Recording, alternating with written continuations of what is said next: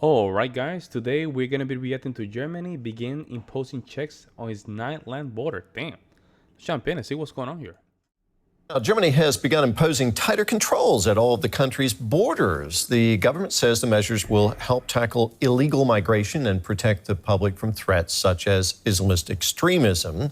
The controls within what is normally a wide area of free movement, the European Schengen zone, will initially last for 6 months.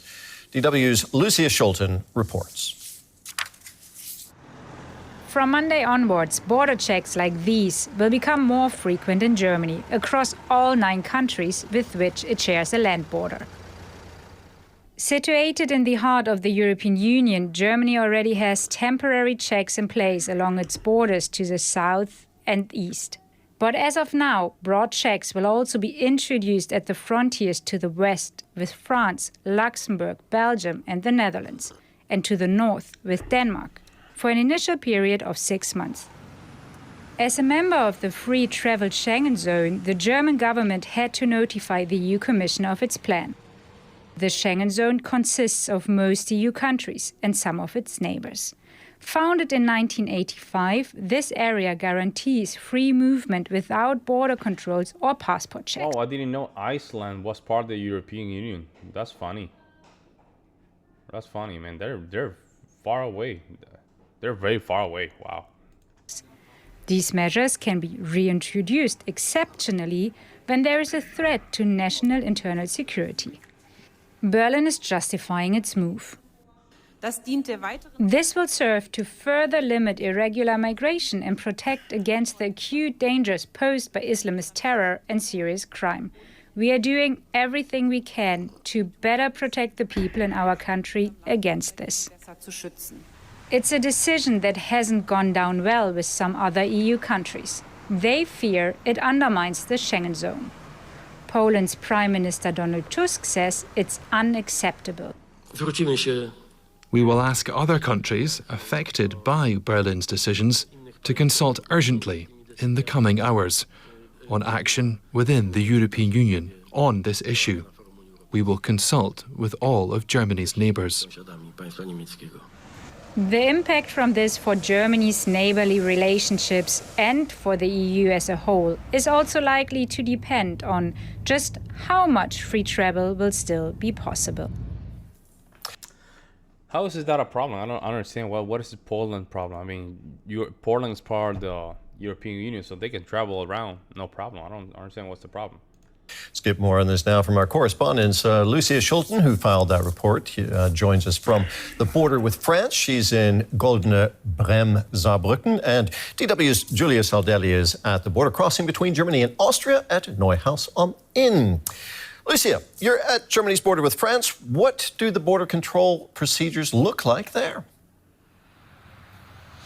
Yeah, so maybe you can see this behind me. So cars have to slow down. There's the police standing on the side of the Autobahn.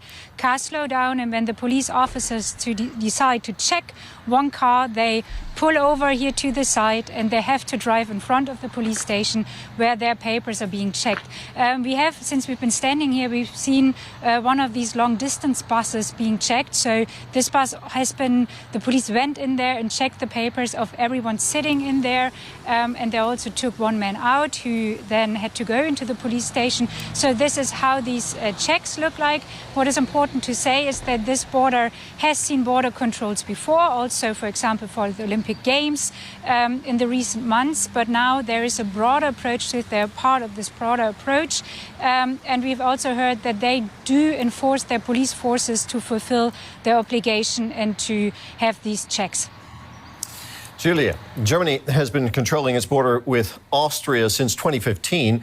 Who are the police stopping there? Why this guy's laughing again? Why the guy in the middle is laughing? I just don't get it. What's the joke in this kind of thing? I don't know. He's just laughing. I don't know if his face is like that, but he's laughing about that. random checks here at the borders with Austria, so not stopping every car that comes in. There's also a lot of commuters coming across between Germany and Austria. What they're looking for is people trying to enter Germany illegally.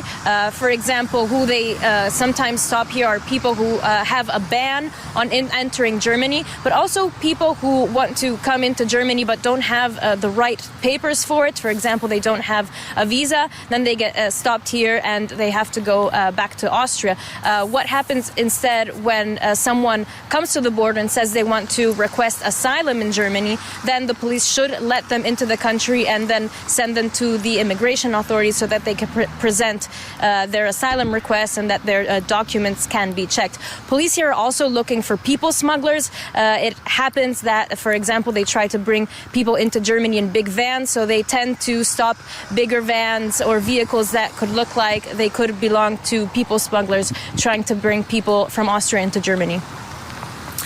Lucia, this is a big deal, Germany imposing border checks on all 9 of its land borders. Tell us more about how Germany's neighbors are reacting to these controls.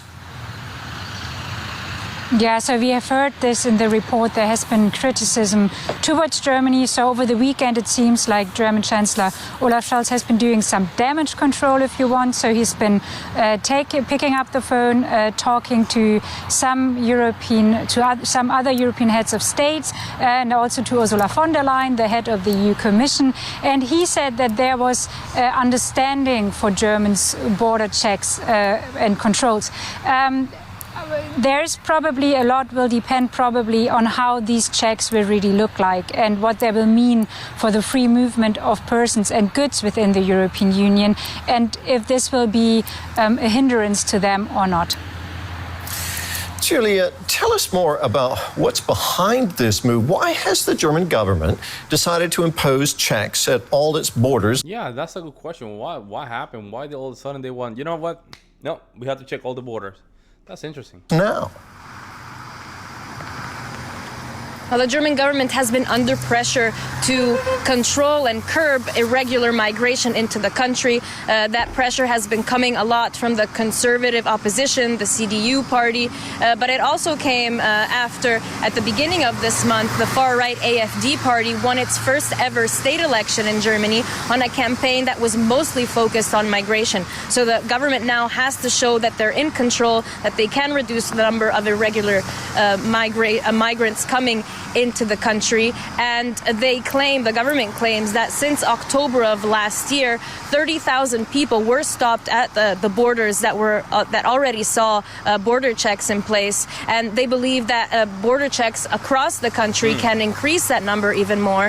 However, migration experts that I spoke to have also said they're not sure how much of a difference border controls can make. Yeah, that's a good question. Because you're only checking one spot, right? So there's different areas that you have to check. The road is only one area, but you have a lot of woods over here. I mean, you have a lot of woods. You have to check those areas too. I mean, I don't know if this is a move just to show to the right party, right? The right conservative, like, hey man, you guys don't have to come in. We know how to handle this. Or this is all, like she said, probably like damage control. I don't know.